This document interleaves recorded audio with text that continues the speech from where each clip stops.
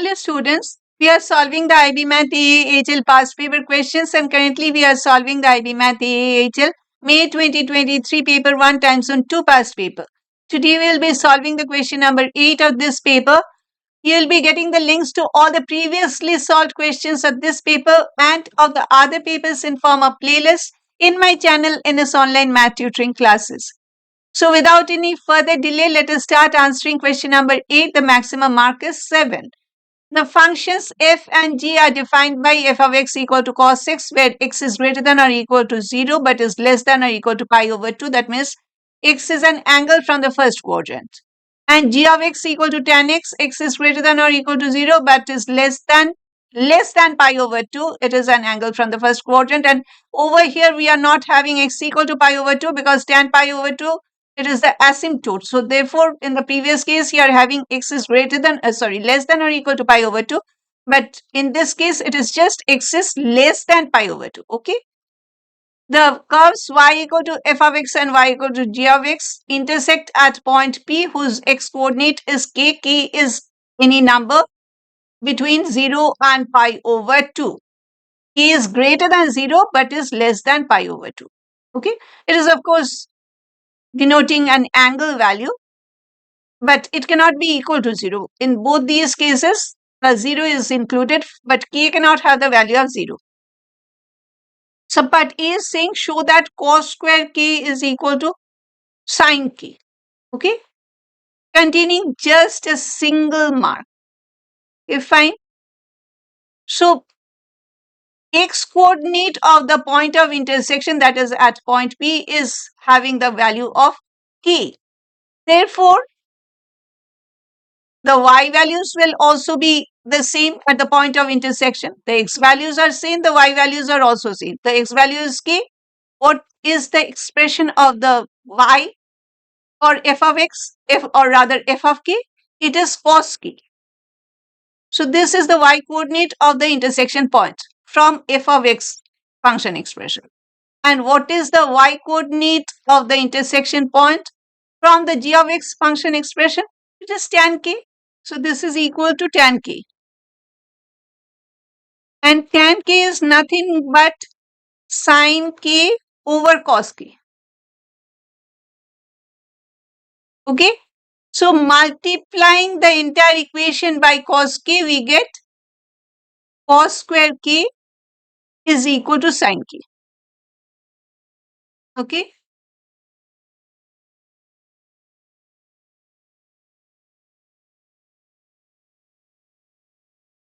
So shown.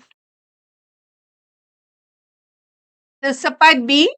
Hence, okay, show that the tangent to the curve y equal to f of x at this intersection point P and the tangent to the curve y equal to g of x at the same intersection point P intersect at right angles. They are at right angles. So we know that if we take the gradients of two perpendicular lines, then the product of the two gradients will be equal to -1. That we know. Okay. So product of the two gradients of two perpendicular lines, if the gradient of the first line is m1 and if the gradient of the second line is m2, if you just multiply them, you will be getting a value of -1. That is how you get the one is the negative reciprocal of the other. We know that if one line is perpendicular to the other line, then that line will be having a gradient which will be the negative reciprocal of the previous line. This is how it is coming. Okay. So because if we multiply the two gradients of two perpendicular lines, the product will be equal to -1. Okay. So let us get the gradients of the two tangents at point P. I need f dash x. F dash x, the first derivative of f of x, derivative of cos x with respect to x is negative sin x. Okay. And we need f dash k because the x coordinate is having a value of k, so it is negative sin k. Okay. And the g dash x derivative of tan x is secant square x. And at x equal to k, it is secant square k. Okay, and I'll be multiplying these two gradients and we will be checking whether we get the product of -1 or not. Okay, so negative sine k times secant square k is equal to negative sine k times 1 over cos square k. Okay, and from subpart A, we know that cos square k is equal to sine k. So in place of cos square k, I can write sine k. Okay, so this is equal to negative sine k times 1 over sine k. These two will be getting cancelled and this is -1. Therefore, the two tangents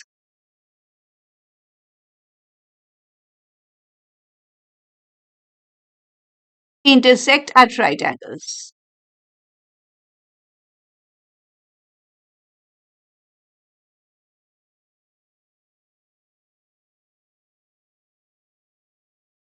At point B.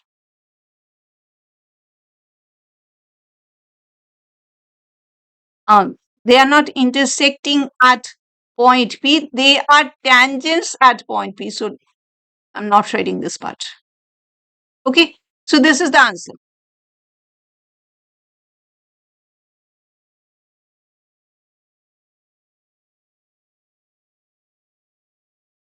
Okay, so this is this way.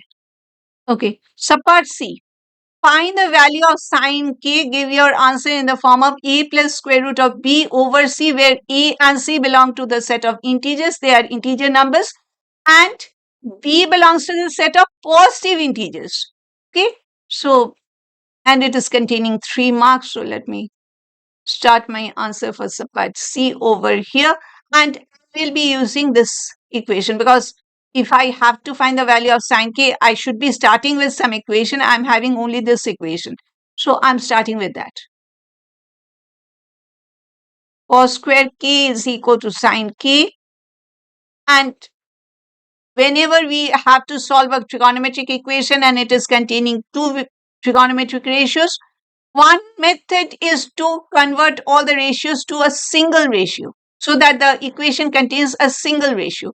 We are required to find the value of sine k, so I will be converting the cos k to sine k. Okay, using the identity sine square k plus cos square k equal to 1. Okay, I can write this identity over here, sine square k. It can be sine square k, it can be sine square x, it can be sine square theta. The variable doesn't matter. This should be equal to 1. Okay, so cos square k will be 1 minus sine square k. So 1 minus sine square k is equal to sine k, or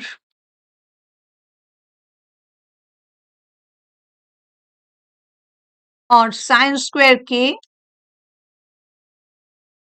plus sine k minus 1 equal to 0. Okay. And now we cannot factorize, and in case you are confused how can we solve the equation, it is basically a quadratic equation. In case you are confused, you can substitute. Let a is equal to sine k.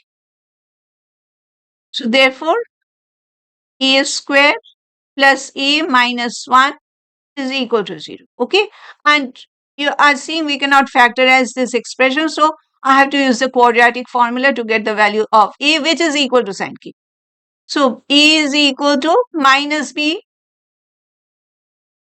plus minus square root of b square, that is 1 square, or 1 minus 4ac, 4 times 1 times the constant term is -1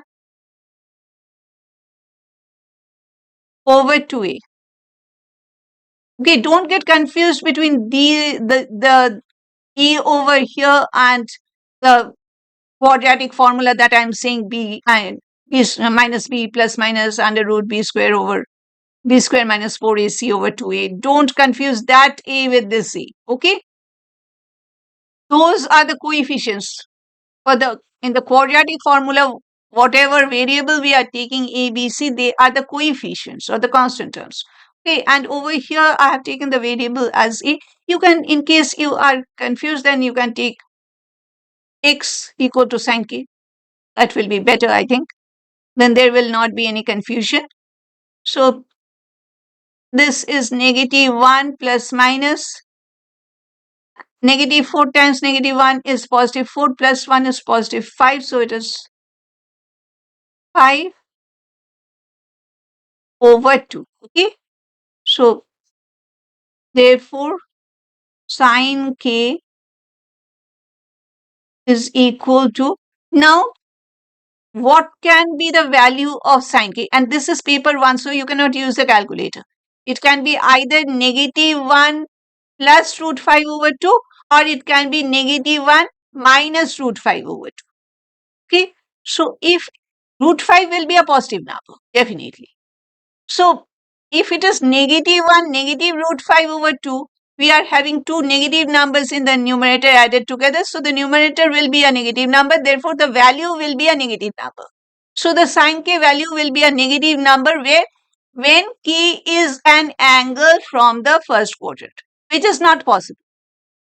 Okay, in the first quadrant, sine is positive. Every ratio is having a positive value. So we cannot take negative 1, negative root 5 over k, over 2. Okay? We have to take negative 1 plus root 5 over 2. And are you sure that we can take negative 1 plus root 5 over 2? Or are you confused whether we can take that or not? Whether it is a positive number or a negative number? You should not be confused because root 4 is 2. Root 5 will definitely be having a value more than root 4 because 5 is more than 4. So root 4's value is 2. So root 5's value will be more than 2. More than 2 minus 1 is a positive number. Divided by 2 will also be a positive number. So sine k will be having a positive value. Okay. So minus 1 plus root 5 over 2 because k is greater than 0 but is less than pi over 2. Okay. And we are seeing a is an integer. Definitely it is not a positive integer. C is another integer. It is a positive integer. B is a positive integer. A and C are integers. They may be positive or negative. But B has to be a positive integer. Yes, it is indeed a positive integer. Okay. So this is the answer for the part C. We have solved question number 8. Thank you for staying with me till the end. I'm Nilanjana Sanyal. I'm an online IB Math ASL and HL level tutor. I tutor students from both within India and outside India, and I offer both one-on-one and small group online tutoring services to my students. In case you're liking my explanation, please to give this video a like and please to share this video with your friends so that even they can get benefited by watching this video. And please subscribe to my YouTube channel. It will be motivating me to make more math videos for you. In case you are having any doubt, any confusion, any question, please feel free to write to me in the comment section. I'll be happy to answer your questions. We meet again very soon in our next session. We'll be solving the very next question of the same paper. Till then, bye.